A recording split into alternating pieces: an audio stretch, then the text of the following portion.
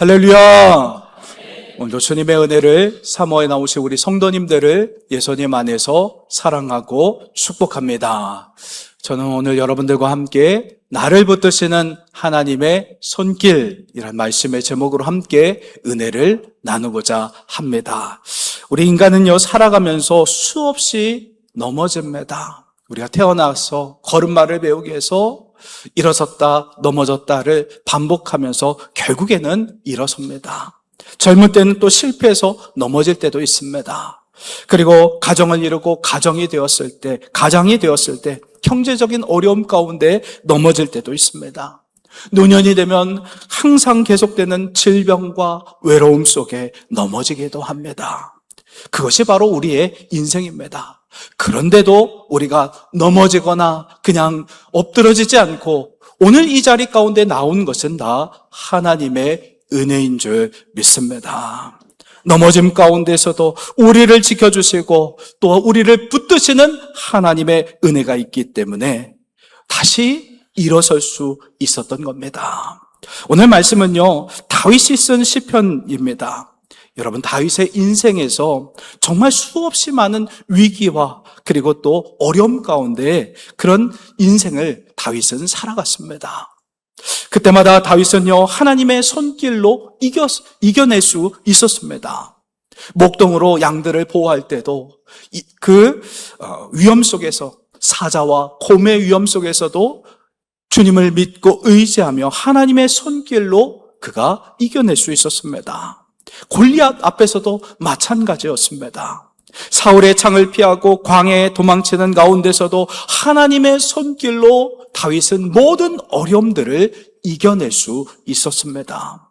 사랑하는 아들 압살롬에게 반역했을 때도 그 아들 때문에 참 마음 아파하고 힘든 그 상황 가운데서도 하나님의 손길로 절망과 고통을 잘 이겨낼 수 있었습니다. 그래서 다윗은 자신이 쓴 이 시편을 통해서 내 삶은 하나님의 손 안에 있었다라고 고백을 했던 것입니다. 오늘 말씀을 통해서 나를 붙드시는 하나님의 손길이 어떠한 손길인지를 우리 모두 함께 알아가는 그런 시간을 갖고자 합니다. 첫째로요, 하나님의 손길은 어디서나 함께 하십니다. 한번 따라해 볼까요? 하나님의 손길은 어디서나 함께 하십니다. 맞습니다. 여러분, 하나님의 손길은 어디서나 함께 해 주십니다. 오늘 보면 7절 말씀 함께 보겠습니다. 내가 주의 영을 떠나 어디로 가며 주의 앞에서 어디로 피하리까? 아멘. 다윗은요, 하나님을 피해 떠날 수 있는 그런 곳이 없다라고 이렇게 고백을 했습니다. 오늘 보면 7절에서 주의 영은요, 히브리어로 루아흐입니다. 루아흐는 뭐냐면 영, 바람, 호흡, 생명이란 뜻도 있지만 살아계신 하나님의 임재란 뜻이 더 강합니다. 성령은 우리에게 살아계신 하나님의 임재를 경험할 수 있도록 역사하시는 영이기 때문입니다. 다윗은요, 사울 왕을 피해 광야로 도망칠 때 자신의 그 심정을 오늘 본문을 통해서 잘 표현했습니다. 도망자가 되다 보니 곁에 있던 소중한 사람들이 하나둘 다 떠나가고 홀로 광야에 남게 되었던 겁니다. 그러나 하나님의 영, 성령은 다윗이 어디로 가든지 광야에 있을 때도 떠나지 않고 다윗 곁에서 다윗의 삶 가운데 큰 힘과 용기를 주었다라고 회상하며 시편을 썼습니다.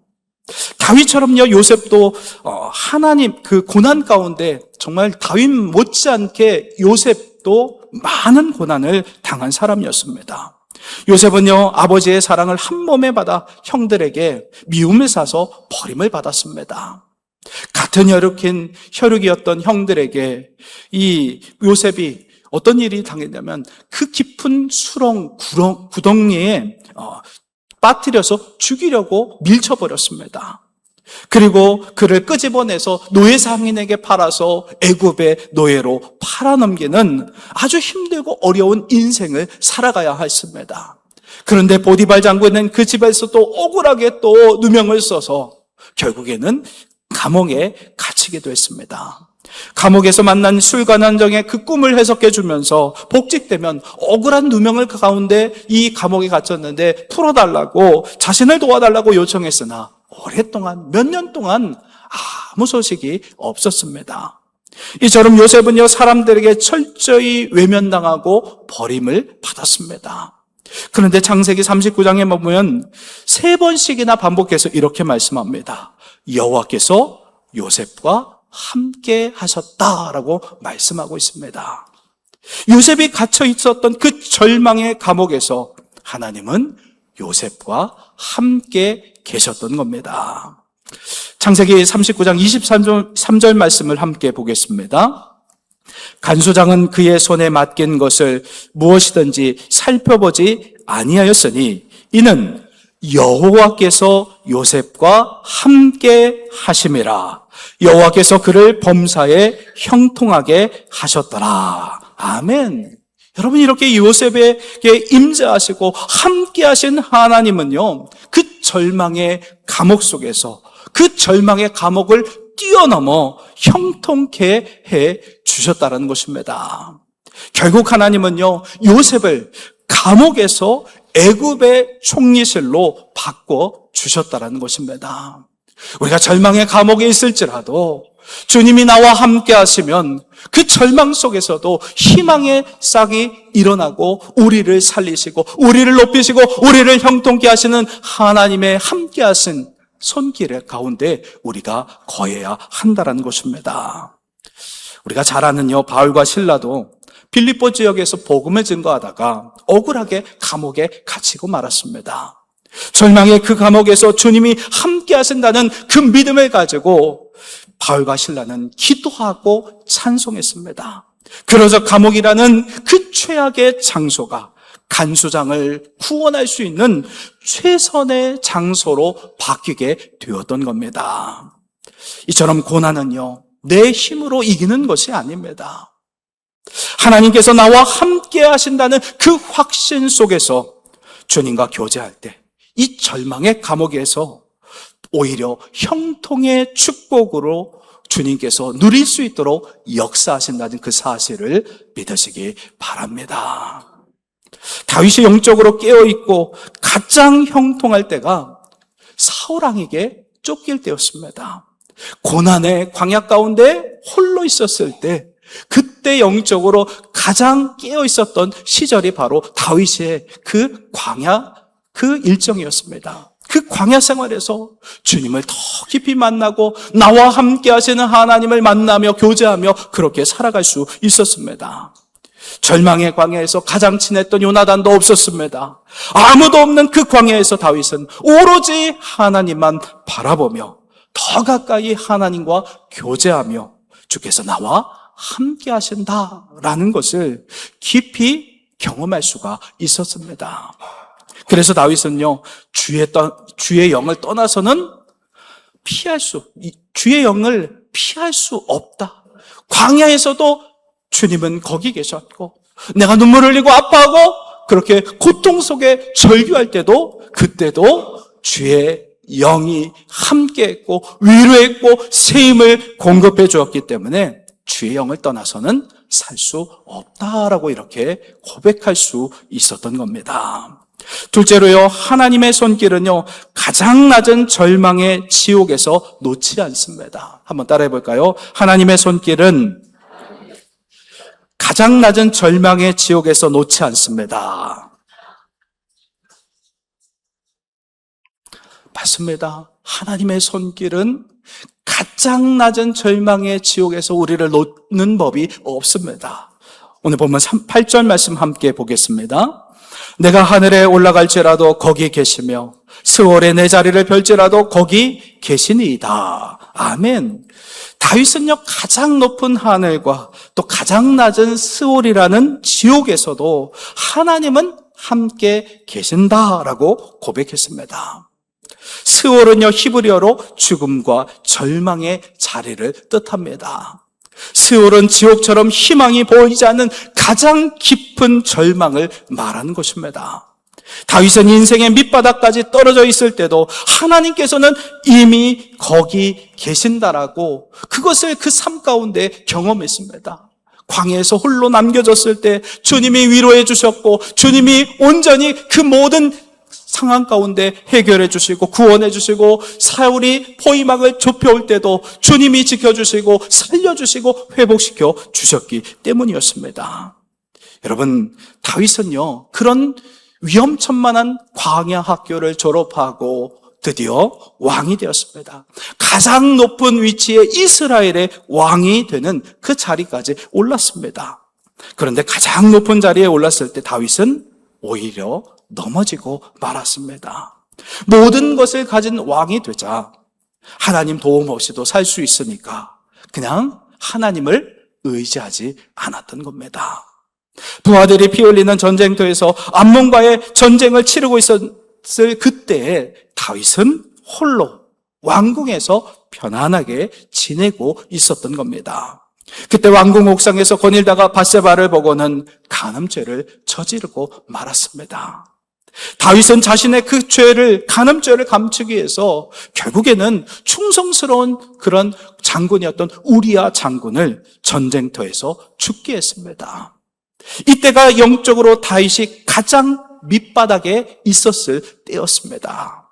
그때도 하나님은요 다윗과 함께해 주셨습니다. 그 증거가 바로 나단 선지자였습니다. 하나님은요 이렇게 사람들을 보내주신다는 겁니다. 나단 선지자가 다윗에게 찾아가서 죄를 지적하자 다윗은요 변명하거나 그러지 않았습니다. 나단 선지자의 그 죄를 지적하는 말을 듣고 그 자리에 무릎을 꿇고 울며 회개했습니다. 자신의 그 죄 때문에 주의 영이 떠나갔다는 그 사실을 자각하고 깨달을 수가 있었습니다. 그리고 다시 주의 성령을 거두지 말아달라고 간절하게 하나님께 기도를 올려드렸습니다. 시편 51편 11절 말씀을 함께 보겠습니다. 나를 주 앞에서 쫓아내지 마시며 주의 성령을 내게서 거두지 마소서. 아멘. 주의 성령은요 죄를 멀리하게 하고 하나님을 가까이 하도록 돕는 분이십니다. 그래서 하나님의 임재를 경험할 수 있도록 우리 가운데 친밀하게 역사하시는 영이 바로 주의 성령입니다. 하나님의 임재는요 하나님의 영이신 성령을 통해서 가능해집니다.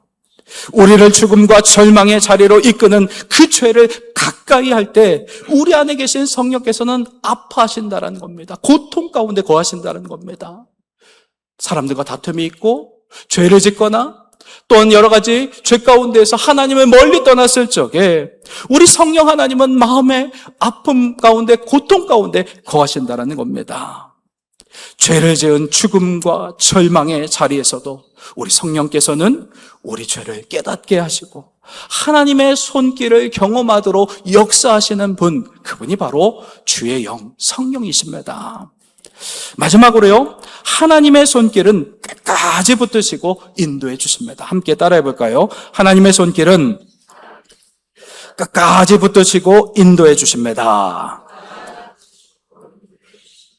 맞습니다. 하나님의 손길은 끝까지 우리를 붙들어 주시고 인도해 주십니다. 오늘 본문 9절로 10절 말씀을 함께 보겠습니다. 내가 새벽 날개를 치며 바다 끝에 가서 거주할지라도 거기서도 주의 손이 나를 인도하시며 주의 오른손이 나를 붙드시리이다. 아멘. 오늘 본문 9절에서 보면 새벽 날개라는 이 표현을 보게 되는데요. 이 새벽 날개라는 표현은 이런 겁니다.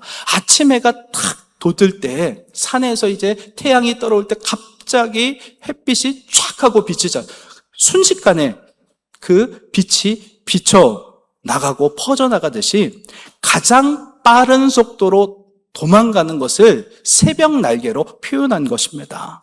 빛의 속도로 바다 끝까지 도망쳐도 거기서도 주의 손이 붙들고 인도하신다는 것을 다윗이 말하고 있는 겁니다.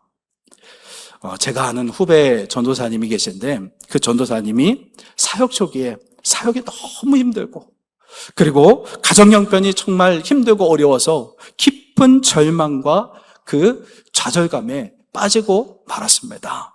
그래서 어느 날 삶을 마감하려고 바닷가로 가서 바다를 향해 걸어갔습니다. 그때 큰 파도 소리가 귓가에 들려오면서 성령께서 주셨던 그 말씀이 바로 오늘 보면 9절로 10절의 말씀이었습니다. 내가 새벽 날개를 치며 바다 끝에 거주할지라도 거기서도 주의 손이 나를 인도하시며 주의 오른손이 나를 붙드시리이다. 아멘. 멀리 바다로 도망쳤어도 그곳에서도 성령께서 음성을 주시고 말씀을 주시면서 내가 너와 함께한다. 위로의 말씀을 주시니까 그렇게 주님께서 위로하시고 그렇게 성령께서 말씀으로 함께 하신다는 그 말씀을 주시니까 다시 회복될 수 있었습니다. 돌아오는 그 고속버스 안에서 이 시편 말씀을 붙잡고 펑펑 울면서 회개 기도를 했다는 실제 이야기입니다.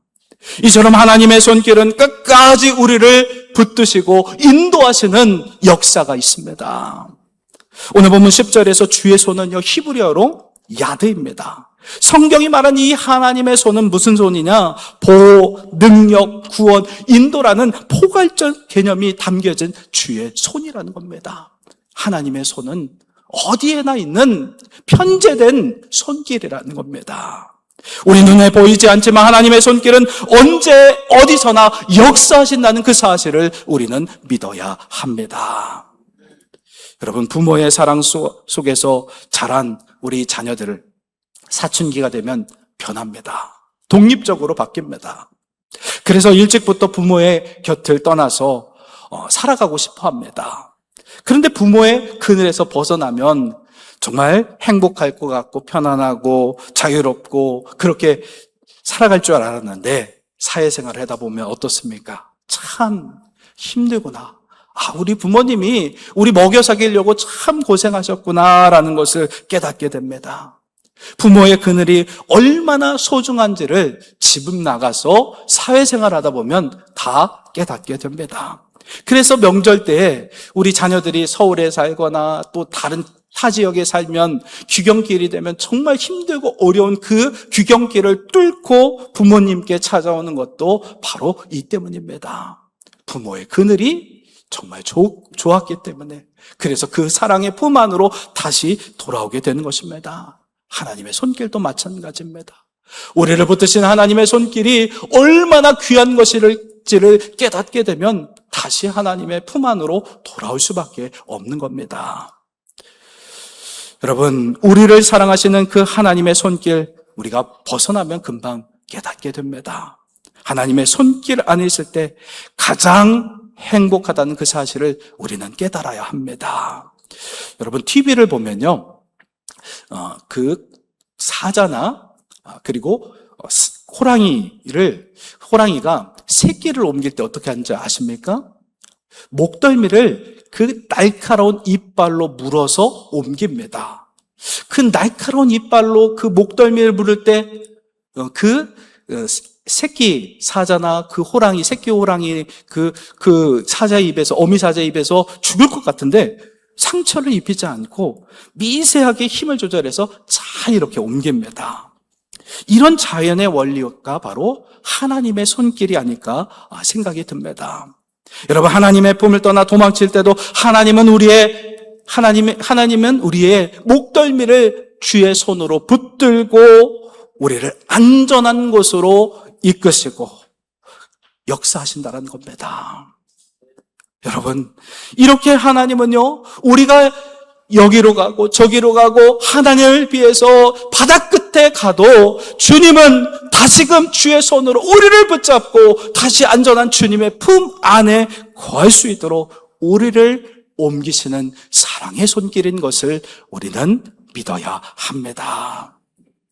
하나님의 임재, 그리고 하나님께서 나를 붙드시는 그 하나님의 손길을 경험하기 위해서 필요한 몇 가지를 제시해 주고자 합니다. 첫째로요, 하나님께서 나와 함께 하신다는 그 믿음을 날마다 입술로 고백해야 합니다. 히브리서 13장 5절 말씀 함께 보겠습니다. 돈을 사랑하지 말고 있는 바를 족한 줄로 알아. 그가 친히 말씀하시기를 내가 결코 너를 버리지 아니하고 너를 떠나지 아니하리라 하셨느니라. 아멘. 부활하시고 현재 살아계신 우리 예수님은요, 우리를 결코 버리는 법이 없습니다. 우리와 함께 하시고 떠나지 않고 항상 나와 함께 하신다는 그 사실을 우리의 입술로 계속해서 고백해야 한다는 겁니다. 내가 결코 너를 버리지 않고 너를 떠나지 아니하리라. 우리 주님이 말씀하신 말씀입니다. 이렇게 주님은요, 우리를 계속해서 붙들고 계신 분입니다. 그 주님을, 나와 함께 하시는 주님을 고백하고 입술로 계속해서 주의 말씀, 나에게 주신 이 말씀을 붙잡고 입술로 고백할 때 나와 함께 하시는 하나님, 하나님의 임재 가운데 나와 함께 하시는 하나님을 날마다 경험하는 삶을 살아가게 되는 것입니다. 둘째로요, 고통스러운 일들을 하나님께 솔직하게 고백해야 합니다. 나의 삶에 원통한 일 많지 않습니까? 그리고 고통스러운 일 계속해서 일어납니다.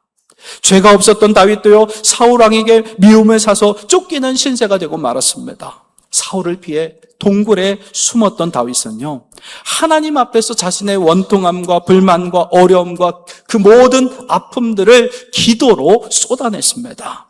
시편 142편 2절 말씀을 현대어 성경으로 함께 보겠습니다. 내가 품은 원통함을 모조리 그분께 털어놓았다. 고통당하고 있는 속사정을 모조리 그분께 말씀드렸다. 아멘.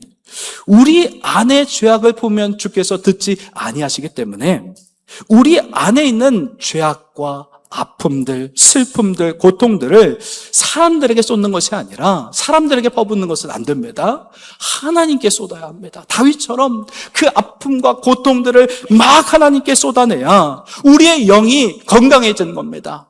우리 안에 담아놓으면요, 그 담아놓은 죄악이, 그 아픔과 고통이 우리를 병들게 하고 우리를 아프게 한다는 겁니다. 그 아픔을 갖다가 하나님 앞에 눈물로 호소하고 다윗처럼 다 쏟아내야 우리의 영이 건강해지는 겁니다. 다 쏟아내면 우리의 안에 깨끗해진 마음에 성령의 역사, 하나님의 임재가 우리 가운데 가득 넘치게 되는 것입니다. 마지막으로요, 하나님의 도우심을 의지해야 합니다.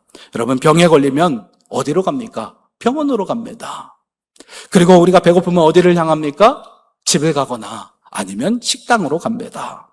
우리 삶에 깊은 절망과 고난이 찾아왔을 때 우리는 누구를 향해 의지하고 누구에게 가야 합니까? 당연히 우리는 온 우주 만물을 창조하신 창조주 하나님을 바라보며 나가야 한다는 것입니다. 시편 121편 1절로 2절 말씀을 함께 읽겠습니다. 시작. 내가 산을 향하여 눈을 들리라. 나의 도움이 어디서 올까? 나의 도움은 천지를 지으신 여호와에게서로다. 아멘. 여러분, 천지 만물을 지으신 창조주 하나님, 그 하나님의 능력은 어떤 제한이나 한계가 없습니다. 그런 능력의 하나님을 의지함으로 하나님의 그 도우시는 손길을 경험할 때 우리 안에 내재된 고난과 아픔과 절망을 능히 감당할 수 있게 되는 것입니다. 그래서 우리 하나님께서, 우리 예수님께서 늘 우리에게 주셨던 말씀 무엇입니까? 내가 너와 함께한다. 임마누엘, 내가 너와 항상 함께 있겠다. 고통을 걷어가신다는 것이 아닙니다. 이길 힘을 우리에게 주신다라는 것입니다. 나에게 힘과 소망이 되시는 그 주님과 함께 있을 때 모든 고난을 이기고 승리할 수 있게 되는 것입니다. 고통을 뛰어넘어서 하나님의 임재를 우리가 경험할 수 있게 되는 것입니다. 사랑하는 성도 여러분, 말씀을 마무리하겠습니다. 하나님의 임재는요, 나를 붙들시고 도우시는 그 손길을 통해서 우리가 경험할 수 있습니다. 여러분, 돌과 스펀지가 있습니다.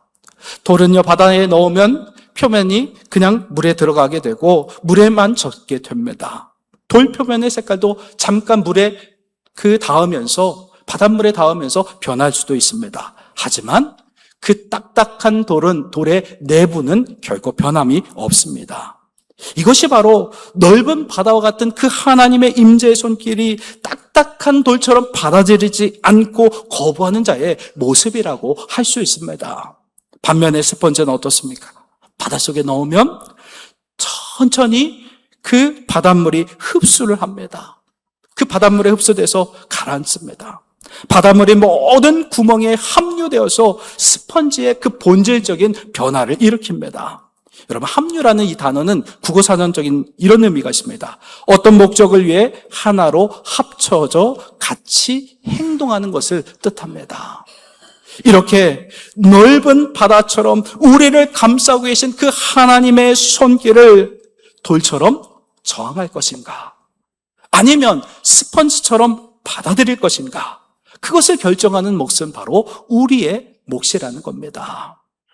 완고한 마음을, 돌 같은 마음을 버리고 부드러운 심령으로 나의 영혼, 나의 부족한 그 빈 구멍들을 완전히 열어놓아서 나와 함께 하시는 주님을 깊이 받아들여서 젖어들어서 주님이 내 삶 가운데 함께 하시고 도우시고 역사하시는 능력의 손에 붙들린 바 될 때 어떤 상황 속에서도 우리가 이기고 승리할 수 있게 되는 것입니다. 이러한 놀라운 은혜가 우리 모든 성도들에게 임하시기를 예수님의 이름으로 축원합니다.